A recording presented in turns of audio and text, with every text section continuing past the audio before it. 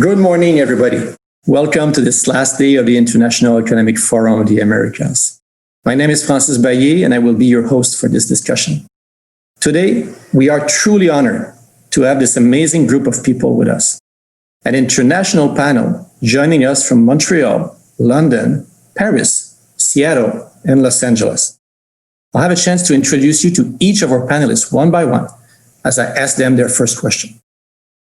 Now, given this is a video game panel, you won't be surprised to hear that we will be making this discussion dynamic and interactive. I'll keep my question short, and you'll have, all of you, 3 to 4 minutes to answer. If all goes well, we should also have a few minutes at the end for any questions from the audience. The subject of this panel is video game investment. If there is one place in the world that is currently getting a lot of attention from developers, publishers, and investors alike, it's the province of Quebec. With its 250 studios and 13,000 specialized talents, the Quebec Video Game Hub is the first in Canada and second in North America. With no surprise, you will discover how each of our panelists have a special connection with the province. This thriving hub is part of the worldwide video game industry phenomena, representing today a market of $150 billion, surpassing the movie industry and making it the single largest form of entertainment on the planet.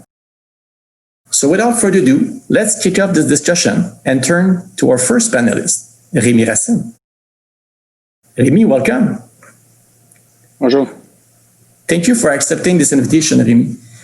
You're joining us from Montreal. You are the CEO of Behaviour, a 700-employee-sized video game studio that you founded in 1992. You are truly, Rémi, the founder of this video game industry in Quebec. Can you tell us more about your story for the last 28 years, the ups and downs, and how you were able to fund and fuel that growth for the past quarter century? Yeah, so it's true. We've been there for a while. Before the tax credit, when games were made only on PC and some portable device from Nintendo, we now have making games on PC, console, and mobile games. We first started by doing an original game, but very soon in our history, we started making games for others, which we call work for our mandates, basically a behind the scene that we're making games for Ubisoft, Microsoft, Sony, Activision, Electronic Arts, and so on. Over the years, from let's say 2004 to about 2014, we've tried to make original games without success. They were sometimes break even, but not really successful. So we've never created a real IP. With the arrival of smartphones, tablet, Facebook, and free to play, our work for our business was challenging. It was getting tougher and tougher. But even in those years, we basically decided that we're still going to try to make our own original game. And so while the revenue of the business were going down on the work for our side, we still were investing our profit into making a original game. And our first real success is Dead by Daylight. And just to give you some sense of the revenue, in 2015, prior to Dead by Daylight, the company was making $25 million in revenue and profitable, but basically a service business. And today we've made $175 million last year, so it's a big jump for us. We went from about less than 300 employees to 700 employees in the last 5 years also. But going forward, if you look at us, we're still doing work for the industry giants, and we still believe a lot in that business. And Dead by Daylight is obviously growing every year. We now have 35 million players that touch the game, and a lot of people playing the game every day. So if we still have basically 3 pillars: work for hire, developing and editing our own game, which we have 2 more in production right now, original games. And we have a small unit that serves large business with what we know into the video game. So that's Behaviour today. Thank you, Rémi. And just to give a sense of, sometimes the number are difficult to understand, but in your reality, I have the chance to go see on Steam, which is a PC platform, to buy and play the game. And you're regularly with Dead of Daylight in the top 15 of the most played game on PC on the planet. So this is a huge accomplishment. Yeah, not only on, I think that on Steam and on the console, our game is always in the top 10 to 20, basically, because the PS4 is still as big as it is on PC for us. This is a huge achievement, Rémi. Thank you very much for this intro. Turning to you, Guillaume. Guillaume, you're also joining us from Montreal. You launched Compulsion game in 2009, already 11 years in the making. Your first game was Contrast. It was published to critical acclaim in 2013. You then embarked on the production of your second game entitled We Happy Few. Along the way, it became clear that this latest production could be a huge success, as long as you had access to sufficient time and resources. So can you tell us more about your story, your growth, and specifically how you were able to fund the ongoing development and deliver on the promises of your latest title, We Happy Few? Thank you, Francis. As Rémi explained earlier, the video game industry is a hit-driven industry. So there are a few titles that make most of the money. And part of the challenge as an independent developer is that when you do have something that might have a chance to be a breakout hit, is to actually access the capital required to actually pursue it. So when we embarked on our second project, We Happy Few, in 2014 originally, we were a team of 6 people making a project that was within the ambition of a team of that size. And after showing it for the first time at a conference, we realized that the expectations of the public for the title were at a level that was much higher than we could fulfill internally, but also at the same time showed us there was a potential for the franchise and for the IP to grow much bigger than we had originally anticipated.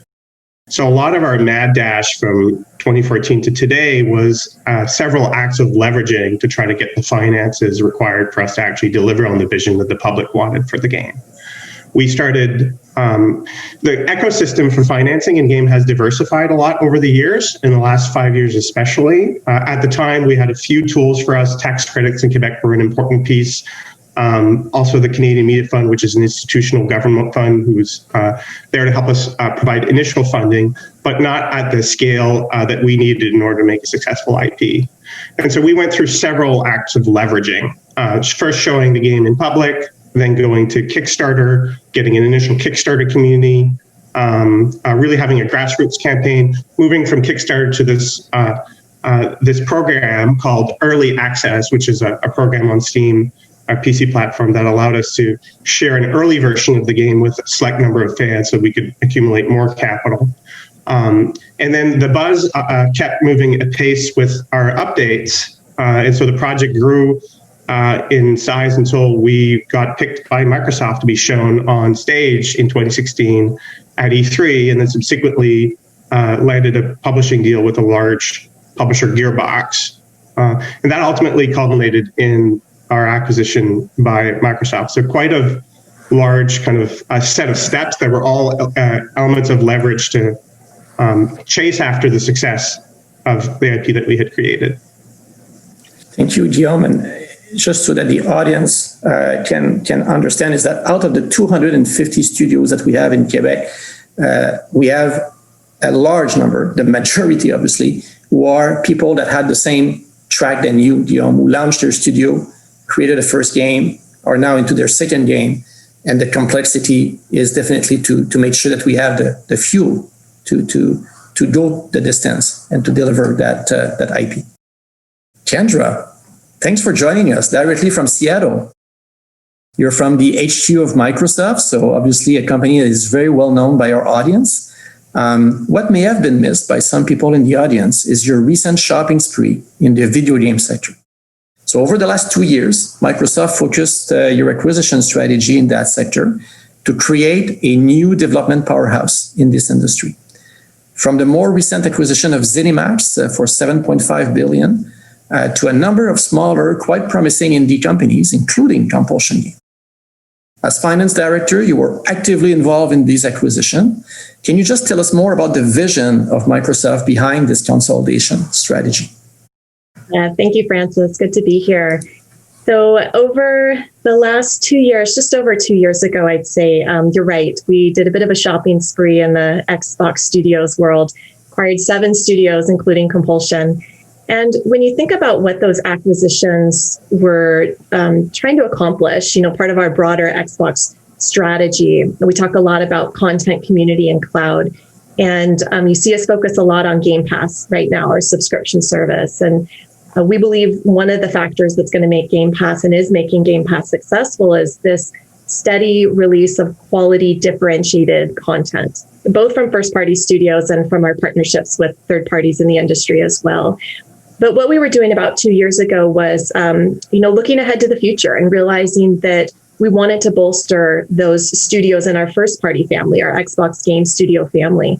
And so when we thought about what studios would kind of fit the criteria that we were looking at, it wasn't so much that we had a list and we were looking for certain genres or certain types of games. It was more about the creative teams at these studios. So studios that had a history of working together, delivering quality games, a culture that we believe aligned with the Xbox culture, and a relationship, in many cases, a relationship that, we had going back over years in some cases. And so it was really those factors that led us to Compulsion, as well as, some of the other studios that we acquired. And, I think there's this acknowledgement that an acquisition or an investment can certainly be risky. And so the approach that we took in trying to spend that time and invest that time first to continue to build those relationships and understand the dynamics within these studios before we made the investments and made the acquisitions, I think to some extent, that's helped us kind of minimize that risk from the acquisition. Thank you, Kendra. As you can see, we had 2 developers. Now with Kendra, you can see we have an international publisher and consolidator of the market. And we also have another international actor and consolidator of his market, Andrew Day. So Andrew, you're joining us from London in the UK. You are the CEO of Keywords, a publicly listed company in the video game service industry. Your goal is to deliver the creative and technical services to the video game studios. You also went on a shopping spree in recent years. It seems, in fact, that not 1 month is going by without an acquisition by Keywords. And we also saw the announcement earlier this week of the High Voltage Software acquisition. Specifically, in Canada, you've seen Baillet, Sunny Side Up, and Snowden Studios all joining Keywords over the past 5 years. Can you tell us more about your company, Andrew, and your vision and strategy for that particular segment of the service industry? Yeah, thank you, Francis. Thanks for the introduction. Yeah, it's quite interesting listening to Rémi, for instance, talking about his journey from a services company into a owned IP company. Keywords has chosen a somewhat different path. We have recognized, I think, that there is a need to create a globally capable services business within what is otherwise a very fragmented industry of service providers. So lots of small companies providing great services to very large clients like Microsoft, like Sony, like Activision, like Ubisoft, and so on. And so our vision was to selectively consolidate this industry through acquisition, but also by implanting ourselves in the right geographies and establishing ourselves with the right talent across the globe so that we could match the footprint of our biggest clients. And that's a journey that has so far served us incredibly well, and we stick very rigidly to it and try not to confuse what we do with what our clients do. So we're very proud, of course, of the fact that we work with pretty much every major video game publisher and developer across the globe. But we're particularly proud, I think, of what we've achieved in Canada as a whole. So today we employ over 3,000 people in Canada, and over 2,000 of those are employed in in Quebec province.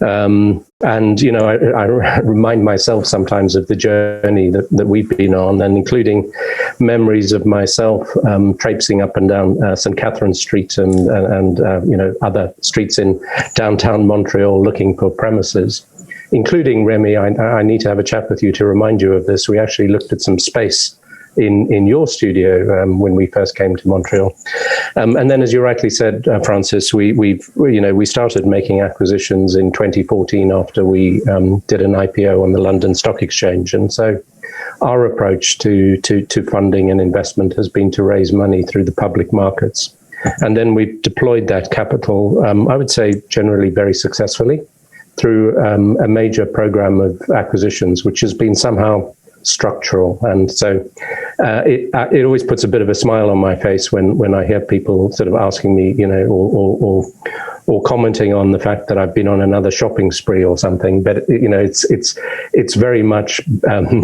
normal business for Keywords to welcome in companies to the Keywords family, and that has included the names that you mentioned, Francis, but also some others like Enzyme Testing Labs, VMC, Fire Without Smoke, and so on. So yeah, we're very pleased with what we've created so far, and very pleased to be part of an integral part, I would say, of the video games ecosphere in Quebec province.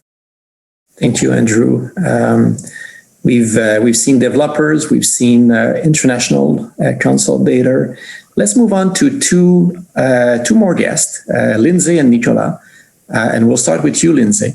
And you guys are representing the investors in that industry of video games.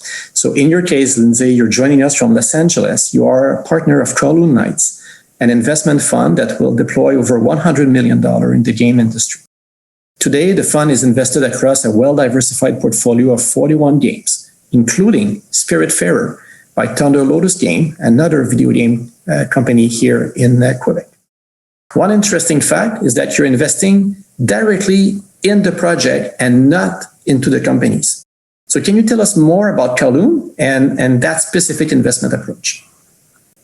Yeah, of course. So as Kowloon Knights, we work with studios by providing project financing. So we invest directly into the content, the game, the project itself, and we set up a revenue share with the studio for developing that content.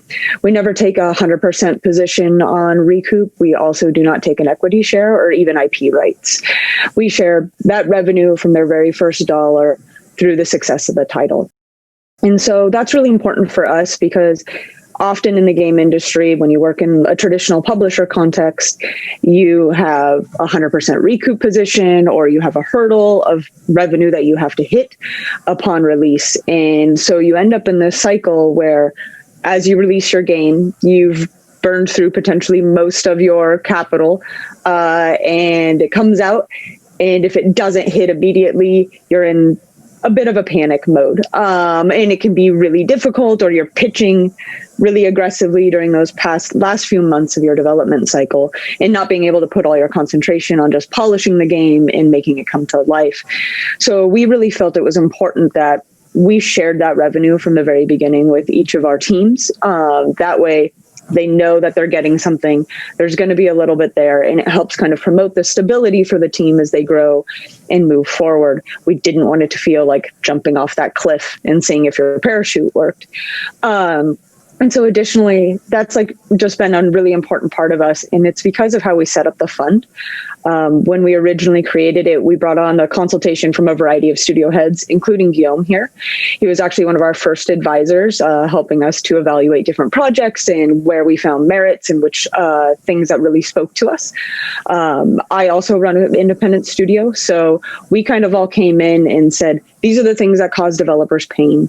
These are the things that make it harder for us to build on our creative vision and hopefully get to our success. And one of those huge things for us was eliminating what is traditionally a milestone schedule. That's something that you agree on it at the very beginning of development before, there's much of an idea at all. And then you have to deliver on those pieces all along the way, obviously. But games change.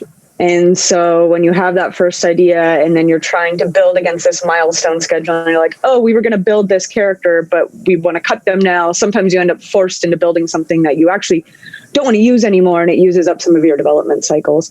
So we tried to change that into a more key build structure. So we want to see the really important milestones for the developer, let them lead it, let them feel flexible to change and to test and to be in those scenarios where you have to do the scary thing and you kind of break the entirety of your game to build it all back up again and make it really good and strong. And so allowing developers to have that flexibility in what they're developing. And so that really kind of came out of this idea that we could be a fund and take out some of the other things. Additionally, we don't actually publish. We operate kind of in between a publisher and a bank. So that's one of the reasons we fall into the project financing side. We've invested in projects ranging from 100,000 to 100 or to 10 million, not 100 million. That's the whole fund. But we basically want to be able to give you the money and kind of get out of your way. We do offer support and feedback and introductions and light publishing kind of services and biz development elements to help you find deals and really hit that success. But a lot of it is us kind of getting out of the way. And finally, we're partnered with a bunch of strategic partners throughout Asia, which help us bridge the gap for independent games to reach Asian territories. So that's long been just kind of a unknown way for different small studios to be able to make money. And so we're making those introductions. We're helping them learn how to release their game, publish their game there, which platforms, what's required, how do you deal with censorship, in those elements to unlock an entirely new revenue stream for them.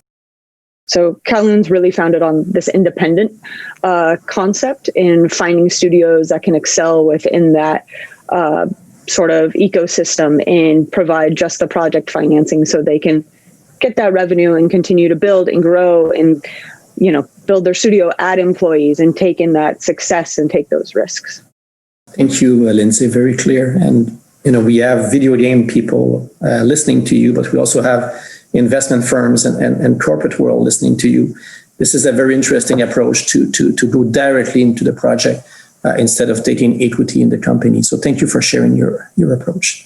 Last but not least, Nicolas Parpex, you are joining us directly from Paris. You're the investment director of the newly created, not so new, but still new, $225 million fund of the Banque Publique d'Investissement de France, dedicated to the creative and cultural sector, a sector in France which include the video game industry. Interestingly enough, the BPI was not a fan of video game industry until about 3 years ago, when you took a virage to such a point that the industry is now front and center in your investment strategy.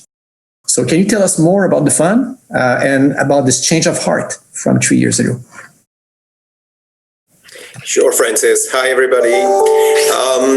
Well, the change of heart actually came through, like most important things in life, a bit of work and lots of love.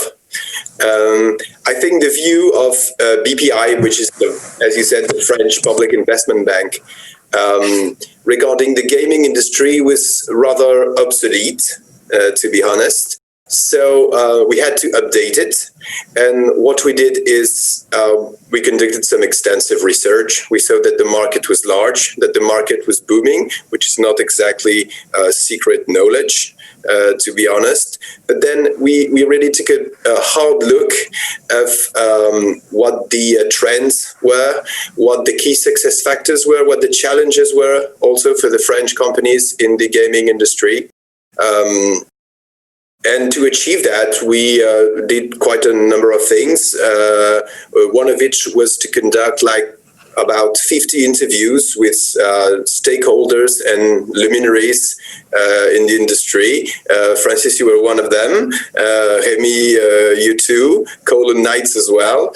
And we really tried to come up with what the viewpoint of BPI was on the subject in terms of what were the winning trends and the challenges that the companies were facing, so we could develop an efficient practice and an efficient play for the French Public Investment Bank. That's what we did.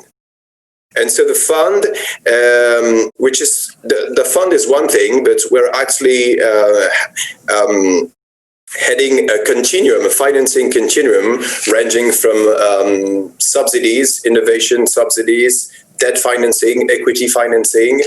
So it's regarding the creative industries, the whole continuum is about 1 billion euros per annum. So it's quite big, and the fund is part of it.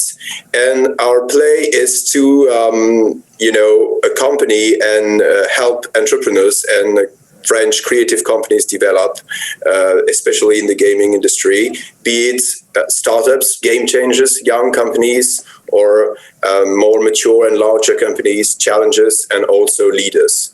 So, as you said, we came from nowhere. 3 years ago, we didn't have any coverage, any practice in the gaming industry, and now we're doing some extensive financing. We've made a few good equity deals in French companies, publishers such as Naken or Focus Home Interactive, also independent developer studios such as Tactical Adventures, and we're also launching an extensive coaching program for French gaming entrepreneurs in partnership with the CNC, which is the French equivalent of the CMF. So that's what we've achieved so far, with a bit of work and lots of love. Thank you very much, Nicolas. Always a pleasure to welcome you in Montreal if you can come back once this COVID is behind us. Thank you. It's 10:28 Montreal time, so we did the first round of questions in a very fast pace, just as in a video game. So thank you. We'll move to the second round of questions and start with you, Rémi, again. So coming back on your first questions and answer and on your commercial success of Dead by Daylight, what you explained in the previous question is how this game has made it to the top 15 most played game, not only on PC, but as you said, on PlayStation and very likely on Xbox as well. More often than not, video game companies focus on developing the game, while the marketing and distribution come in as an afterthought. Can you tell us more about how you were able to make it to that top 15 or top 20 on consoles and PC and build such a fan community as you went along to continue the development and the evolution of the game?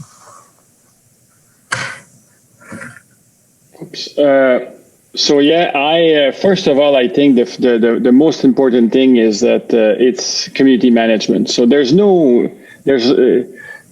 recipe for a successful game. There's no science. There's no exact science about this. So we at the heart of this, we wanted our community to be involved, and we've been listening a lot to them. Not all the time, because sometimes the community suggests things that are not feasible or not that great, but we do listen a lot. We have a lot of community managers around the world that are obviously at the front and center of this. So we've built this gradually. We've never really invested in paid acquisition. So it's we've basically invested through all sorts of community programs. And obviously our influencer on Twitch, there's thousands of them that play Dead by Daylight. So we obviously are feeding them with strategies, and they help us also build the game to better for our players. So this is all about the game as a service model is all about frequent updates, launching new content all the time, fixing the game, adapting the game to the new players. So this is all our strategy. The more we have success, I think the more we're respectful to our players. So we're being very humble. And my role is mainly being the chief culture officer of all of this. So keeping everything on track, so that we follow the values that we've put up with that games. And this is, and obviously over time we've more platforms. We've launched on the new consoles, Xbox We've been a game on Game Pass for a year and a half now. We've been on PS Plus for a month. So we've obviously do a lot of programs with our platforms to extend our player base. So that's it. It's not real. There's no real science there. It's all hard work and love. It's not hard science, but you did incorporate marketing and distribution very early on. So you're not keeping that at the end. You're really no. Yeah, I agree with you. It's been and we've at first we had one marketing employee when we've launched, 25 people working on the game and one marketing guy. And now we have 25 marketing people on the game and 250 on the development side and community. And so it's outgrown, obviously. Thank you. Very clear, Rémi. Thank you very much. Guillaume, obviously, you're now part of the Microsoft family. As such, you have a kind of a unique perspective on this panel where you can compare your life as an entrepreneur versus your life today of a studio head at Microsoft.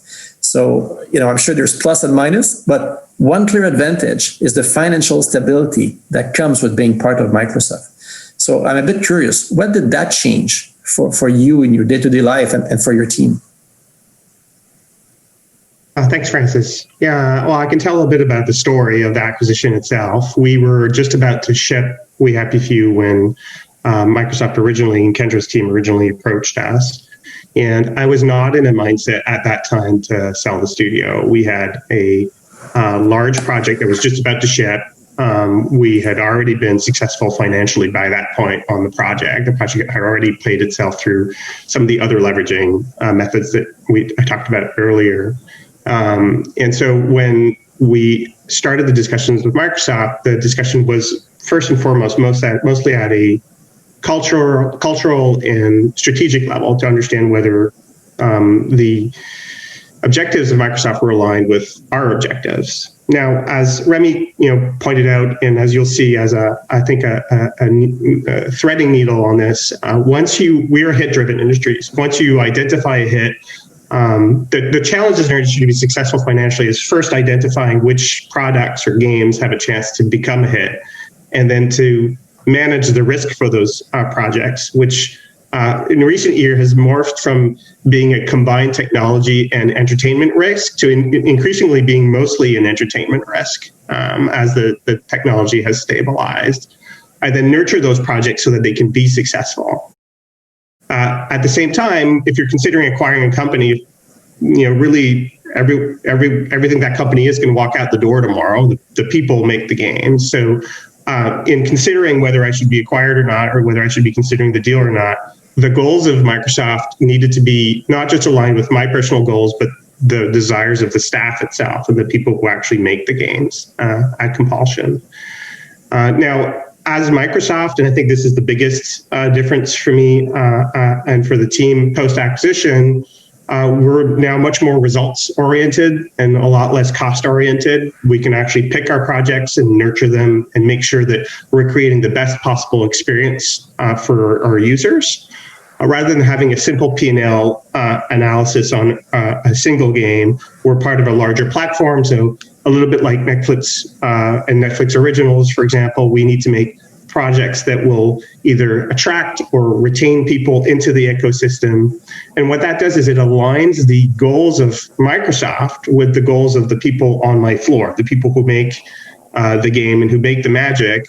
We all want to make the best possible user experience for the players. We're not there to try to extract every possible dime for it, because what we're selling is the ecosystem. And so for me, that is the biggest change of becoming part of Microsoft, is to suddenly be given the keys to the kingdom to just make the most fun and interesting experience for our users in our specific market. Otherwise, obviously, Microsoft is a big company. We have access to user research labs.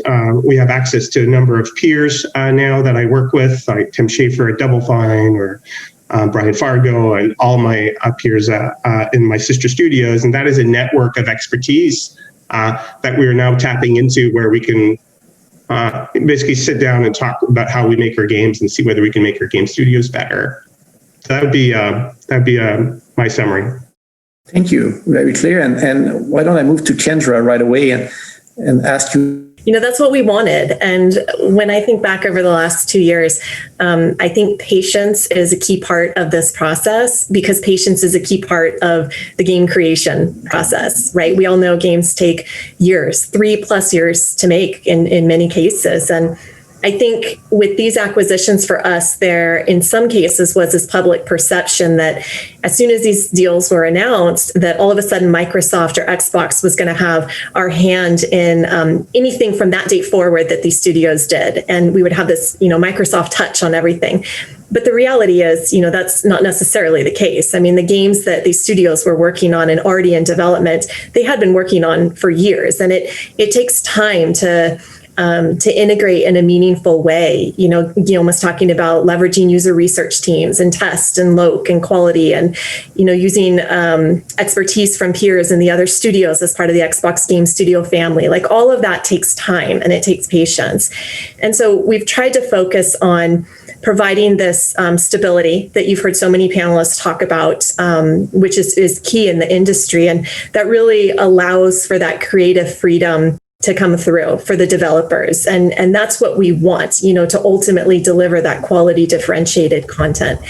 Now, with that being said, I'd be remiss if I didn't mention the obvious. We are a public company, we have shareholders, we of course have expectations as well, and there are goals and targets, and there are certain milestones that we work with the studios on and of course need to be met. So all of that of course is balanced, but it can be easy to forget that, games are this massive creative endeavor and a technical endeavor. And, it can be easy to just want to chase after that next big hit. So many panelists have talked about this being a hit-driven industry, and, what's that next big game, battle royale feature, like what's going to be the next big hit. But when you do that, you risk losing that special sauce, for us when we acquired these studios that we were looking for and that we wanted in the first place. And so instead, by empowering them to build the content that they want through that stability that we can provide them, that's what we believe is going to lead to that next breakthrough, innovative gameplay experience that maybe people haven't seen yet. That's really what's going to foster that development. So patience is so critical, and we think that's ultimately what will lead to that quality differentiated content, which really fuels for us our Xbox ecosystem. Thank you, Kendra. And I remember, I keep in mind the word patience. I think it came out very quickly from everybody, and it's very well summarized. Thank you. I'm looking at time. It's 10:39 Montreal time. So we have maybe in the next 6 minutes, we have 3 more answers looking for. So if you can keep Andrew, Lindsey, and Nicolas answers to 2 minutes, that would be appreciated. So moving to Andrew, you've explained that you're buying company in the service sector, so you can probably apply a more typical market multiple to an existing stream of revenue and profit versus buying a video game studio with no necessarily revenue and profit. How do you perceive the evolution of this sector on the service side, and what would be the most important factors in your mind to influence the multiple in the years to come? Thanks, Francis. Big question to answer in 2 minutes, but I'll give it a try. So I think what for me is interesting is just listening to my fellow panelists, Ken, Rémi, Guillaume, all saying very similar things. So for us, it all starts with cultural fit, right? You in a way, it's hard to pay too much for a business if the strategic rationale and the cultural fit is right. You get it wrong more often than not when you ignore the cultural side. So for us, that's always the starting point. For companies to be welcomed into the Keywords family, there need to be people like us. So, humble, passionate, very focused on delivery and so on. And the numbers, frankly, come second. That's the most important thing. And then these people, what happens is once we've welcomed the companies into the Keywords fold, they start talking with their compatriots, people just like them that have also chosen to hitch their wagon to the Keywords train. And then suddenly they find themselves in this network where they're able to bounce ideas off each other. They're able to work on projects across different studios through a distributed development capabilities and so on.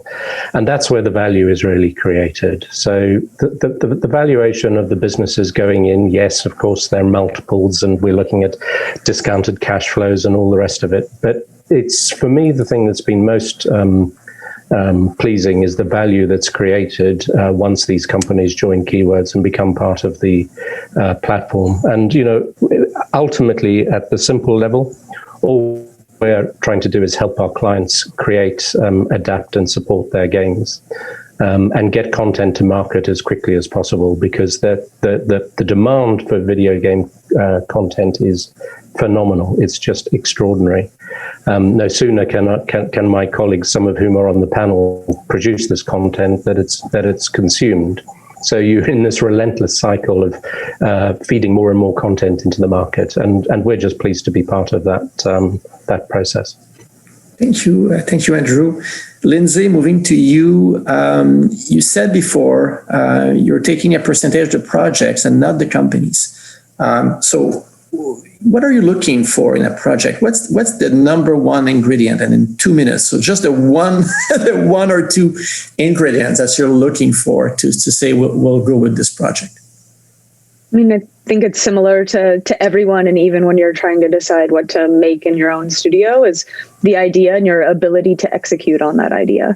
And so finding the teams that have the right combination of those things that we get excited about, that's where we're driven. It's, you know, nigh impossible to just know exactly what's going to be a hit. Otherwise, we would all really be doing well. It takes a lot of, chances. And so we're looking at the things that we think stand out. Like Spiritfarer stood out for us. And we wanted to help them. We knew that they could make a great game, a beautiful game. They needed the capital to be able to do so. So we're really looking to find those teams that have something that stands out and gets us excited. We all play games. We want things that are fun and new and different, and that they have a team that knows how to bring that to life. And additionally, since we don't publish, can market, support their community, and if they have a hit, continue to build that up as Rémi and his team have done. Like, that's a huge part of today's market, and the ability to self-publish. Thank you, Lindsey. I'm sure that William and Thunder Lotus must be on the audience, so congratulate them because they were finalists at the Game Award in California just last week. So congratulations to the team of Spiritfarer. Nicolas, you have a different approach. Your fund is investing in the capital of the companies. So same question to you. What are you looking for from a qualitative and quantitative aspects before you decide to zoom in on a company? I think I'll say two things. The first thing is that we're looking at where the company is now, in terms of where does it sit on the value chain, what's the unique selling proposition in terms of creativity, in terms of technology, in terms of business model, in terms of competitive advantage. And we're taking a picture of now, and then we're looking at the future, and we're really interested in where the company wants to go. Does the publisher wants to acquire studios? Does the studio wants to self-publish? Is there some technological advance or some advance in terms of gameplay, some really unique creative process at work? So, the now and the future. So that's just to keep it very short, what we're looking at. But equity financing is a lot like marriage, the whole sequence where you negotiate and conduct due diligence is a bit like the engagement. And then the day you close the deal, it's a bit like the wedding day. And then you spend a few years together, which is probably, the heart of it. And then you exit when you're busy, which is some sort of engineered divorce, which you have to, anticipate and probably strike when you do the deal. So this comparison is, of course, meant to make you smile, but it's also meant to make you understand what everybody said on the panel. And so I couldn't agree more with what Kendra or Lindsey or Andrew said. I mean, of course, equity financing is all about strategic analysis, very large amounts of legal paperwork, financial modeling, but it all comes down to people. And our first investment criterion is the entrepreneur himself or the founders themselves and the team. Because the ambition they have, the ability to execute it, because I of course agree with Lindsey, you have to have both the ambition and the ability to execute it properly.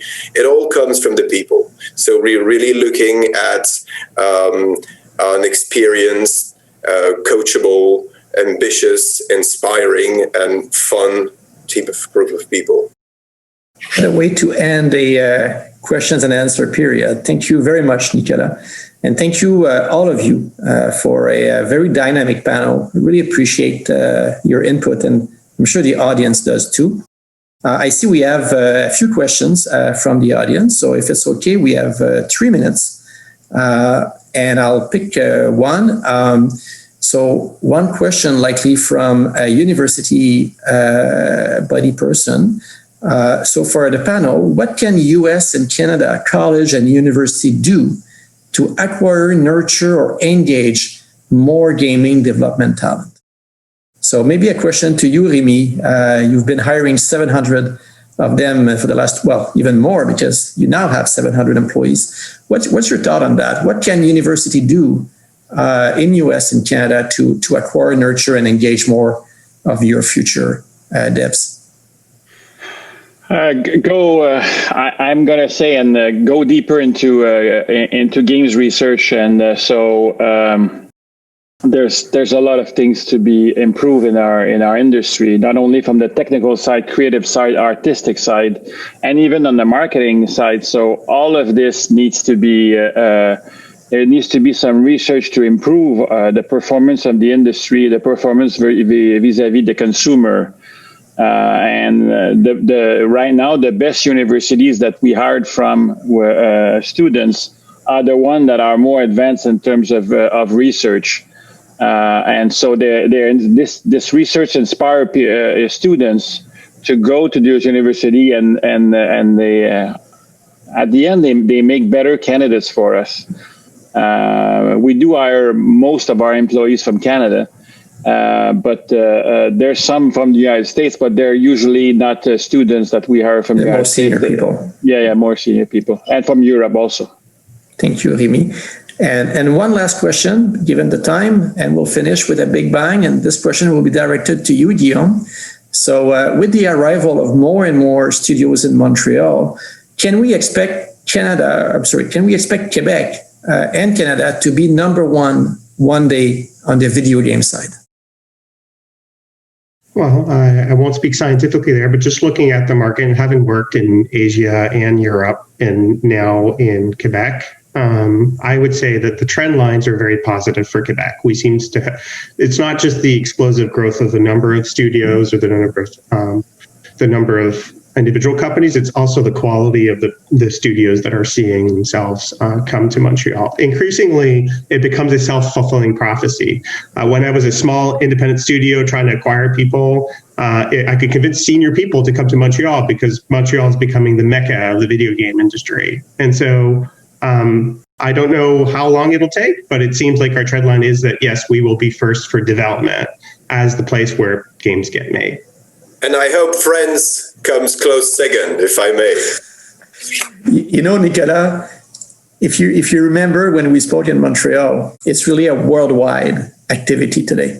So we have a chance to have the access to the whole world. And now with working from home, the interesting piece is that you can have people working from home anywhere in a video game company in Montreal that's going to sell their product to the entire world. So we're all in it together.